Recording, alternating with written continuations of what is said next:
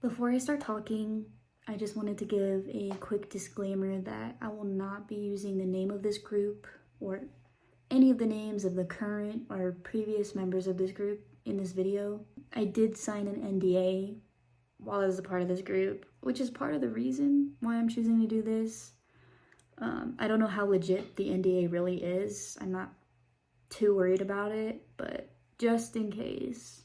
But also because I know that it is highly likely that someone from this group will see this video and then it'll get like passed around on the inside and people will get pissed at me either way, but hopefully not as pissed because I've chosen to omit the names of them and the group and whatnot. But I will say though that this group is a splinter of the ICC/ICOC churches. Cults. But yeah, just so y'all know. Also, this is a lot. Don't feel like you have to watch this just because I like maybe posted it somewhere. I am sharing about like some difficult things, so just keep that in mind. Please do not feel obligated to watch this video. I just needed to talk and put it somewhere. Completely up to you. Thank you. But yeah, as the title of this video says, I escaped a religious cult. This group was spiritually and emotionally abusive, and it was really hard living inside of it, and it was traumatizing. Fortunately, I'm doing really good right now. I actually have like a lot of gaps in my memories from like being a part of the group, which is such a blessing because I don't want to remember everything. I mostly hold on to like the good memories. I did have good moments inside there. I'm choosing to think about it like that. I'm sure like my family would be like, none of the moments were good, but I'm choosing to think positive about some things. But I wanted to share a little bit about what happened. I don't know who's gonna watch this video, whether it be people in my personal life, people who know me, or random people on the internet.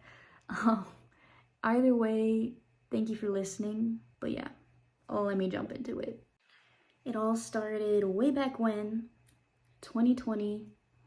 I just started my first semester at NAU. I was living in the dorms. This was still during COVID times, so unfortunately all my classes were online. And despite that, I had a lot of fun at first. I met some really awesome people. Love all of them. If any of you guys are watching this, I miss you, and I truly enjoyed that time before I started to like, but we did a lot of cool stuff.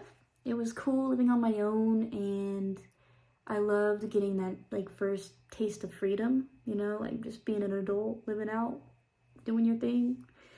Unfortunately, it didn't last long.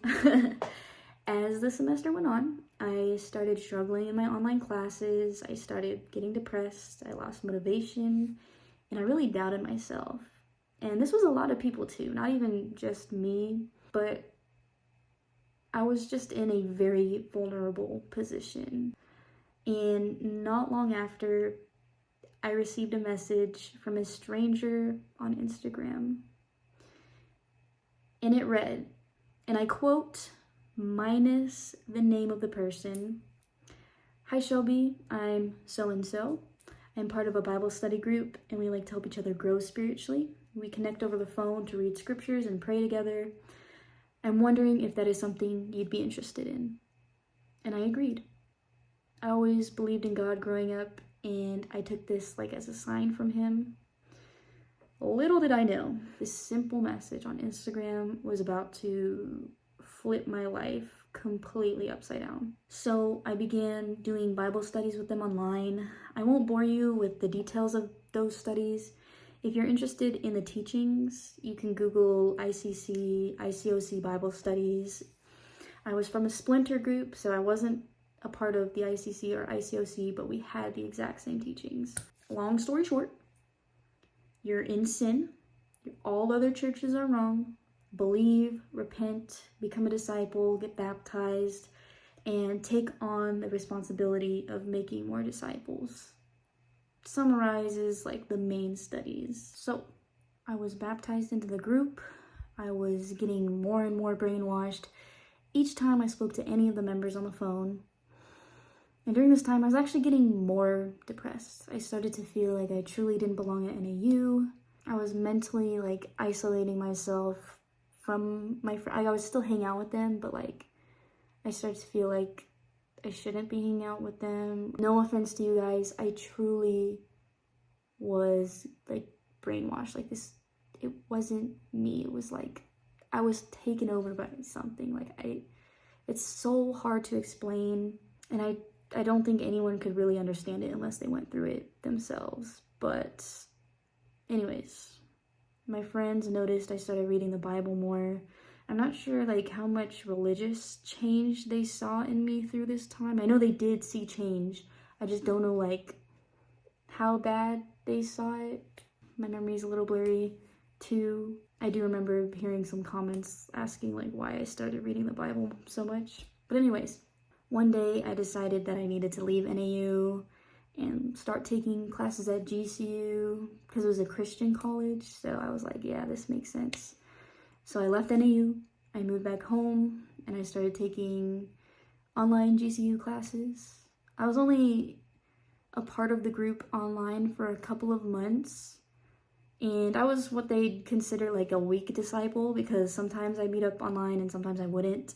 But eventually they started a branch up in Phoenix, and this is when I started getting like pulled back into it all, and I started driving up on the weekends to visit and attend their Sunday services. And each time I went, they would plant the seeds in my head like that I needed to drop out of school and move in with them. And again, like I was already brainwashed, so I couldn't see these as red flags. I was increasingly getting more brainwashed. Like it just kept getting worse. Once you reach a certain point of being brainwashed, like there's only like so much that can be done. You know, I was too far gone. So very quickly, I decided I needed to leave. So one day out of the blue, also I hadn't told my parents any of this, by the way. They didn't know anything. They didn't know about any of this. But one day I pulled them aside and I was like, hey, I'm dropping out of school. I'm doing ministry full time and I'm moving out this week. So naturally they freaked out and tried to stop me, but I left. I spent months in Phoenix with these people, just learning like the basics, talking to students at ASU, doing Bible studies with them, and just trying to convert more people into the group. This was really just like beginner stuff, but I got really close to the members, the group members in Phoenix, which just solidified the fact that I was gonna be in this group for a while. There were some hard times in Phoenix, but nothing compared to what I would have to deal with when I went to California. See, when you were like in sin, or like did something wrong or whatever, you'd have like a discipler or a leader in charge of you, and they'd like pull you aside and they would have hard talks with you or rebuke you, whatever. You'd basically be in trouble, and they would say mean things and use scriptures to like justify it, and they would really just make you feel like trash, and their words for that would be, we're just trying to convict you. You gotta feel convicted. You gotta convict them, which is what that's saying is make them feel like trash. And so I got a little taste of that in Phoenix, but holy cow, did not know what was about to hit me. Eventually, they pulled the Phoenix branch and they moved all of us to California.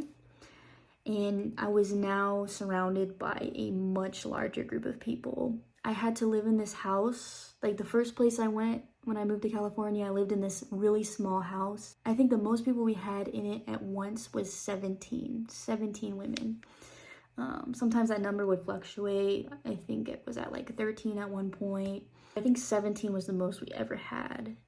And I had to sleep on the floor, surrounded by like other women in the group. Like there's like 3 small bedrooms and only 2 bathrooms, and then a small living room and a small kitchen. Imagine 17 people shoved into that each bedroom had like 4 people. The living room was like just people sleeping all over the floor. The house got nasty really quick. Like, and we were always busy, like always busy. So we didn't always have time to clean. And then we would get in trouble for not having the house clean, even though we had like impossible schedules. I'll get into that in a second. But it was a awful living situation, awful. And I found myself sleeping in my car a lot and just trying to be by myself and get like, you know, your own space, which I got in trouble for many, many times because you're supposed to be in the body, be around the disciples, don't isolate yourself. Really, it was just, you know, a cult tactic to keep you in the group because, you know, if you're by yourself, gives you more time to think on your own, gives you more time to wake up from the brainwashing. So naturally they're like, don't be by yourself, gotta be by everyone else so you don't leave. But yeah, I got in trouble for that so many times, like every day. But we were all forced to live according to whatever schedules like the higher leaders wanted us to live by, which usually meant 8 hours daily of walking around a college campus, sharing faith, really just trying to convert people into our group. And by itself, that is extremely exhausting. But we also had to pay rent and our other expenses, so we'd have to work. You can't have a good paying job with the tight schedule that they already required us to have and with no college degree. So we'd all have to work as many hours as we could after, like literally right after 8 hours of ministry, which is literally like constantly walking around outside talking to people or sitting down, like busting your brain, trying to like talk through people and like convert them. Also, of course, you can't forget the required lessons and the required training and the required quiet times, which is like reading the Bible and writing a lot about it. The scheduled Bible studies you'd have to leave with other people, the fellowship events.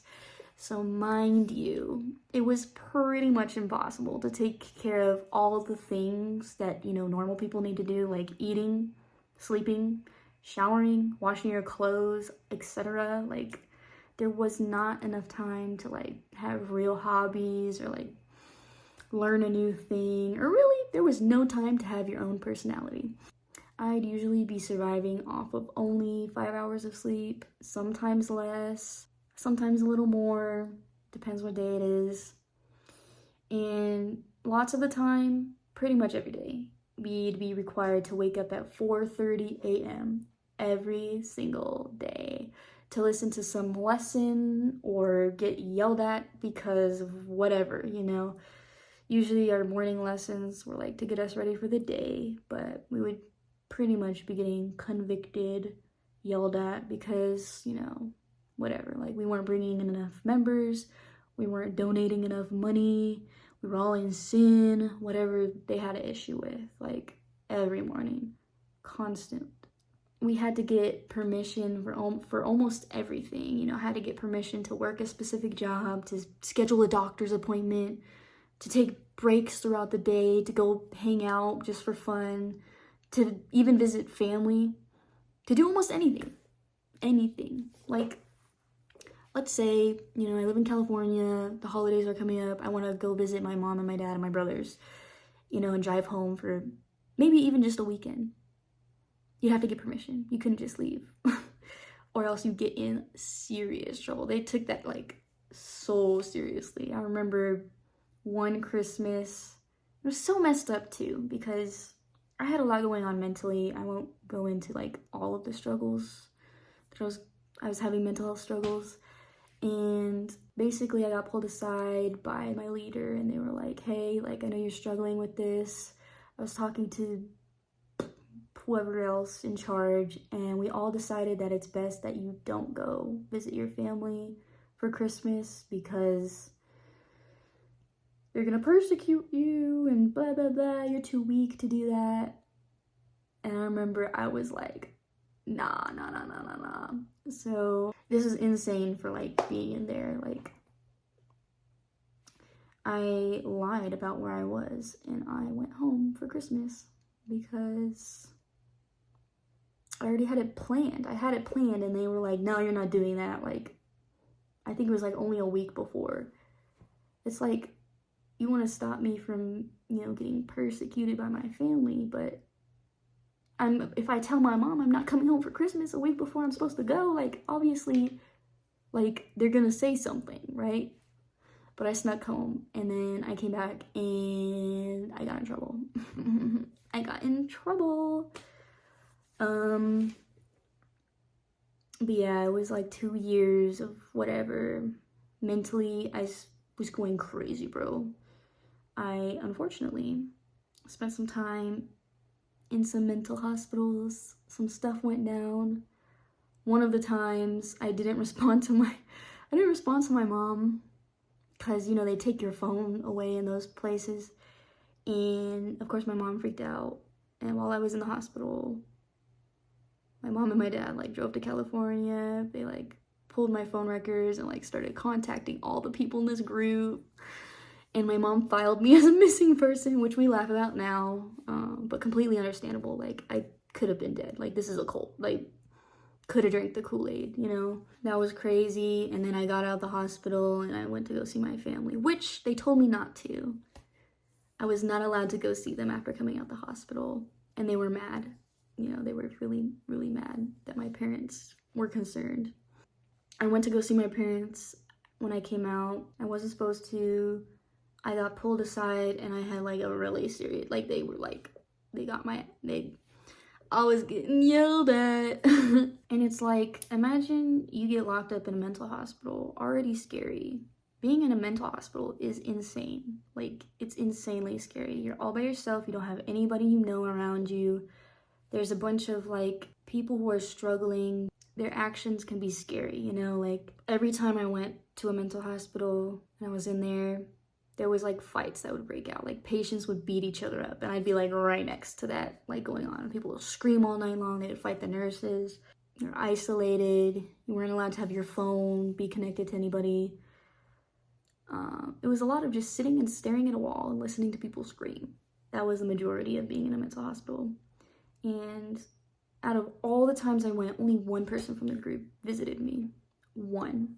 And imagine coming out of that, like, a scary place like that, seeing like your parents drove out, went through your phone records, called everyone you knew, filed you as a missing person, like with the police, like tracked you down to the hospital, like trying to get a hold of you. People are like telling you, don't go see them, don't talk to them, tell them to leave. They told me to tell my mom and dad like to leave, and if they came to like our apartments to check on me, that I had to call the police on them. And then not only that, but also being fresh out the hospital and getting yelled at, you know, getting in trouble. I'm not blaming this group for like causing everything in my brain, but I was more susceptible and y'all were not helping. Y'all were not helping. I was going crazy. After leaving the group, side note, like they get nasty when you leave, and they were like, they posted somewhere on Reddit using my full name saying like, how dare you, Shelby Gundry, for saying like, you know, we didn't help you with your mental health issues, like when we're the ones who literally took you to the mental hospital. Like, if I was freaking out like on the side of the road, the likelihood of a stranger calling an ambulance for me was really high. Like, anyone could do that. Like, we're the ones who called the ambulance and took you to the hospital. Trying to like any decent person would do that for anybody, even a stranger, you know? And it's like, I did that for people there too. But that means nothing because I'm the one that left, you know? Like, obviously, I was in there for like I was in California for like 2 years. I was part of the group for about 3 years total. Obviously, I have so many stories. I can't even like share like all the stories. And also, like, my memory is quite fuzzy for a lot of it. But anyways, my escape. So over time, you know, I just kept like literally going insane. Like, I just kept feeling crazier and crazier. I kept getting yelled at and I kept getting in trouble. I kept feeling isolated, left out. Like my emotions were like fried. I felt dead inside. Like the last few months, I wasn't real. Completely dead inside, a zombie. And I remember one day we had to wake up early again, like 4 a.m., whatever. I got corrected for something dumb. We had to drive to go listen to like a quiet time, a lesson or whatever. And I remember we were driving there. I remember as soon as we pulled up to the park, before we even got into the quiet time, I was like, I cannot do this anymore. And I decided right then and there, I'm gonna leave. So before the quiet time, we were waiting for everyone to get there. The first thing I did was text someone else who left. I told them I was gonna leave. And I reached out to another person who also left. And I was like kind of seeking it like advice. And they told me, well, you should call your mom. You should call your parents. And I was like, oh, yeah, you're right. So we went to go, after the quiet time, we went to go do like ministry.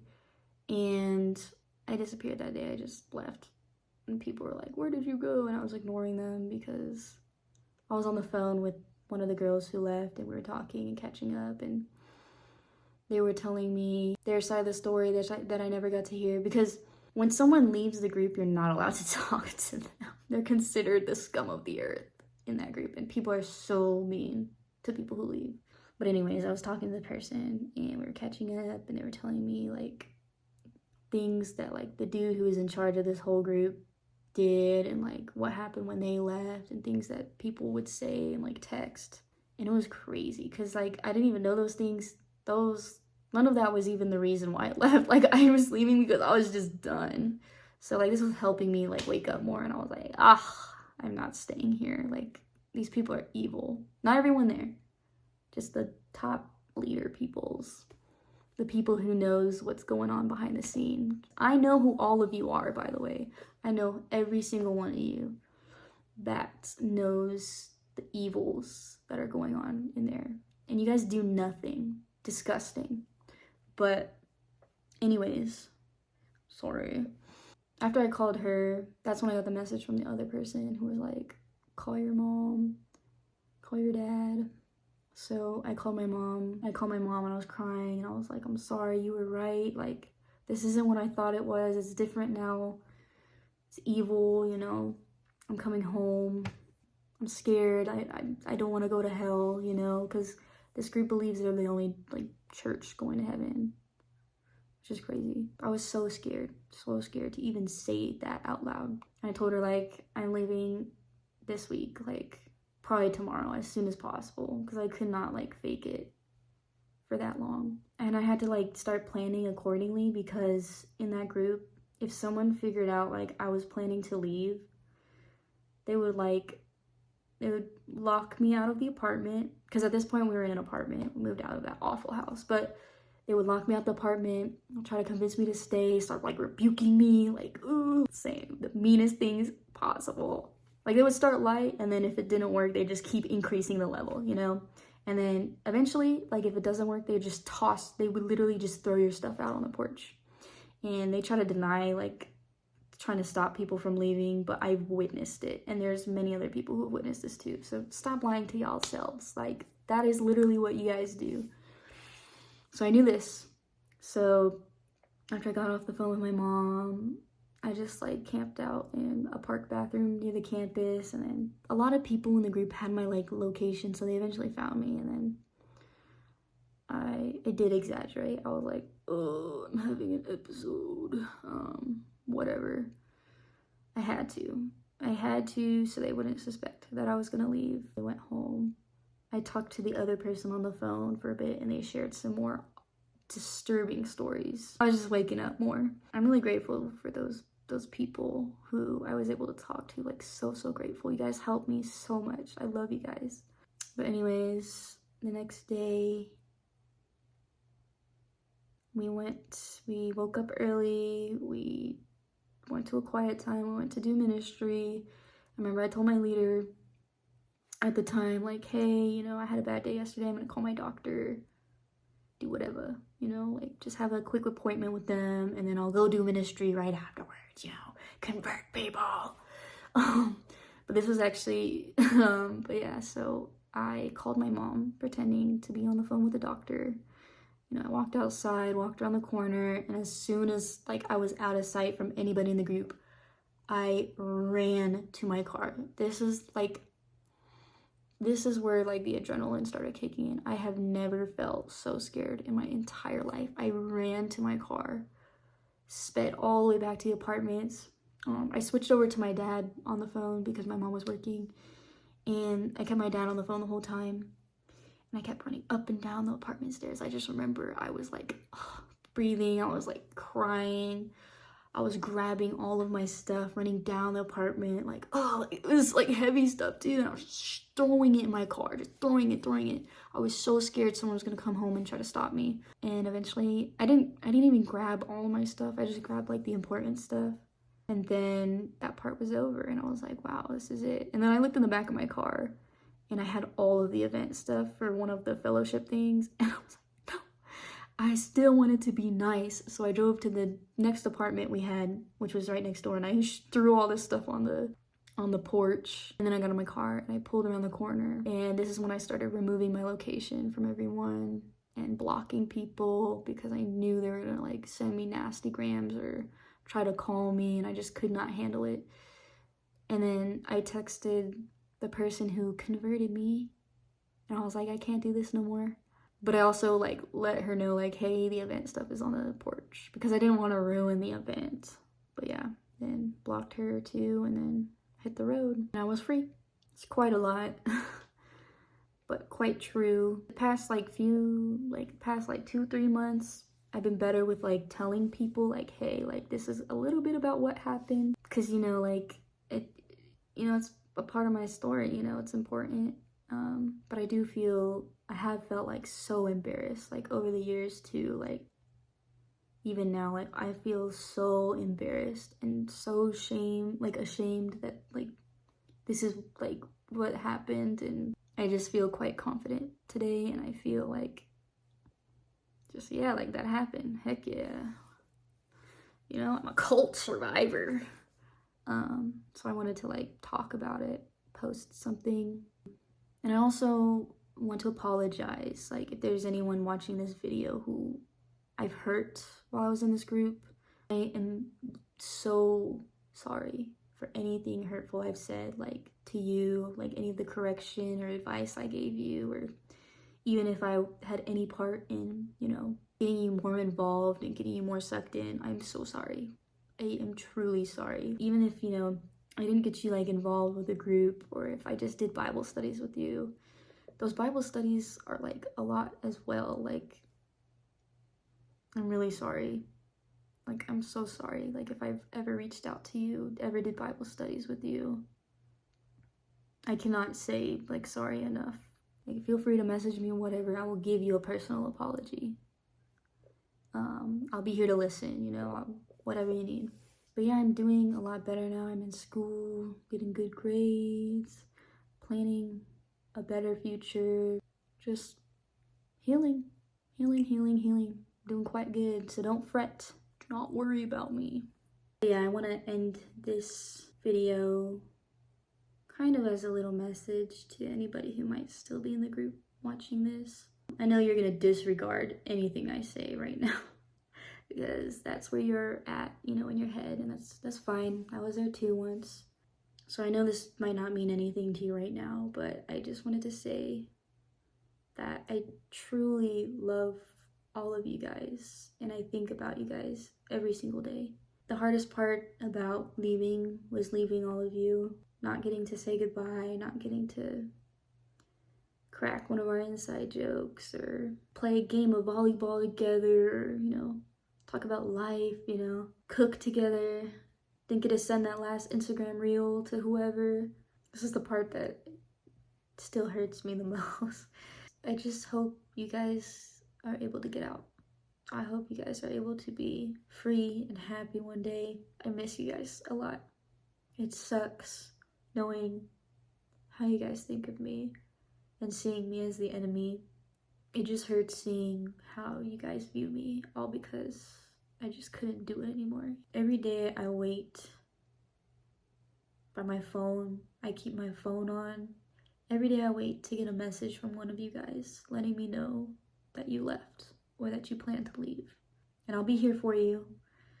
And again, I know you're gonna disregard everything I say right now and you'll be like, oh, she's crying. It's for attention. So prideful. But when you get out, I'm here. I'm waiting for you. But yeah.